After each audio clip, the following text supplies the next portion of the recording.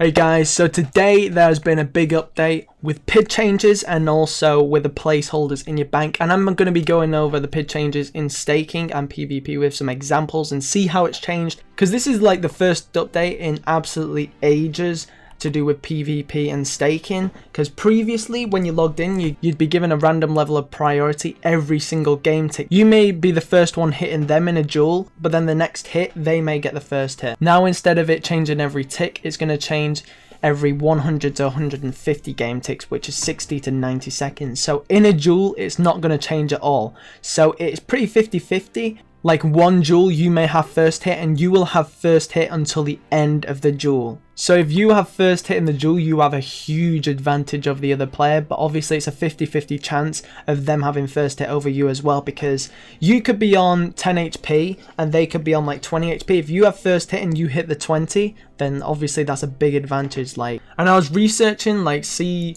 whether this will make a big difference during staking, like people trying to get first hit. Like I remember pre-OC, people used to log in and out and you could test how good your PID was, but obviously it's changed since then. And because it changes every 60 to 90 seconds, by the time you've found out you've got a really good PID, after like 60 seconds it's probably changed anyway. So I don't think it's gonna have a big difference on people having a massive advantage in stakes, like people trying to get first hit, because they don't know whether it's changed, and then after that the other person may have first hit over them. It makes a pretty big difference to PKing in a good way, especially for those who know exactly what they're doing and know how to time stuff, because before the PID would change like every tick. So say if you Darok PKing and you risk the axe, so you think you're going to get first hit, and then the PID changes and they get first hit, and then they just whip you for a 10 when you're trying to risk on 10 HP. Now if you've got the first hit, then you know how to time those risks. Obviously it can change after 60 to 90 seconds, so say if you're risking and you know you got PID, the PID might change, so that's going to annoy a lot of people. But it's really good for PKing because now you can time stuff better without risking the PID swap. It also changes one ticking, so you need to one tick on a different tick. I don't know much about that, but I know it does change that.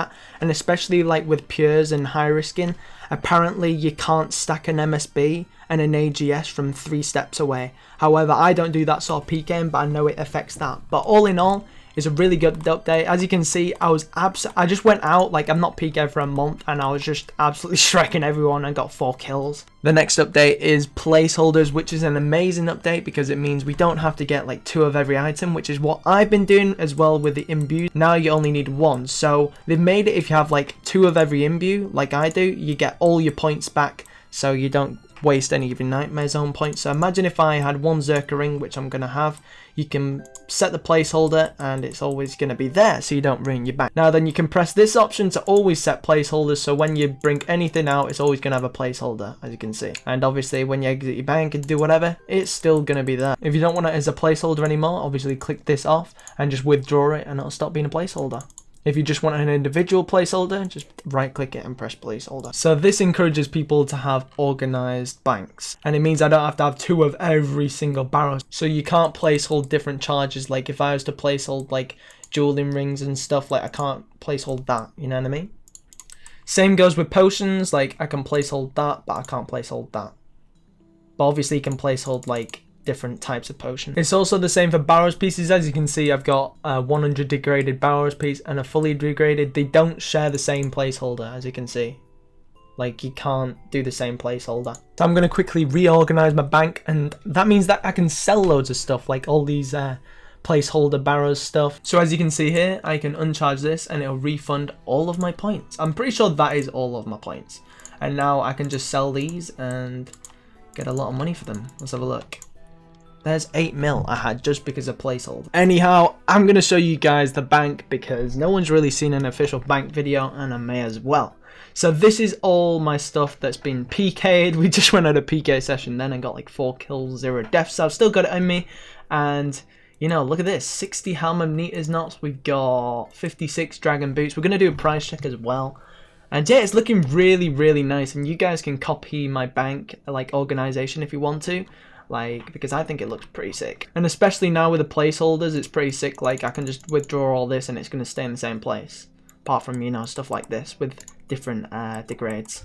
But yeah, this is the first tab. It's actually worth quite a lot. We've got my rushing gear here, primordials, staff of the dead, all this good shit. Next we have teleportations, looking very well organized. You guys can copy this as well. Ring of Julians, like in order of course. All my tele tabs that I need.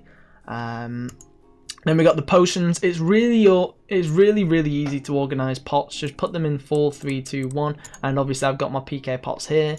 Then we've got sort of a skilling tab, even though I don't skill, but I thought I'd just buy everything just because it looks very sexy. Like, we've not even got like placeholders, but it doesn't even matter anymore. But yeah, I think it looks really nice, to be honest, and I can keep my graceful there without it, you know, coming out anymore. So this update is actually really good. Next we have my free-to-play tab. I've not free-to-play PK'd in quite a while, to be honest. You guys seem to love the free-to-play videos. Also in the update, Bandos, Armadillo, and Ancient Rune Armor is now free-to-play as well. So I may have to add that to the tab. That actually fits perfectly, so that would go in really well. And then we've got a junk tab, so let's do a price check. And also look, yeah, as you may notice, 27 mil tab. Not actually collected any in absolutely ages, but one guy, Boss Apogee, this guy called Boss Apogee, he donated like 14 million, which was crazy. So yeah, I'm gonna do a price. Alright, so the first price check coming in at 45 mil. Next price check, 15 mil, so we're on 60 mil. Oh, look how helpful this is, man. Look how helpful this is.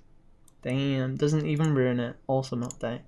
Also, the imbues add that 8 mil onto that, so we're on 68 mil. Okay, 168. Oh, that's perfect. Exactly 200 mil. Where is all the money? Primordials, Tassies, AGS, that's fucking crash. Never really done a video like this before, but if you enjoyed or it helped you out, give the video a thumbs up and I'll make sure to do more. And I'll see you very soon. Peace.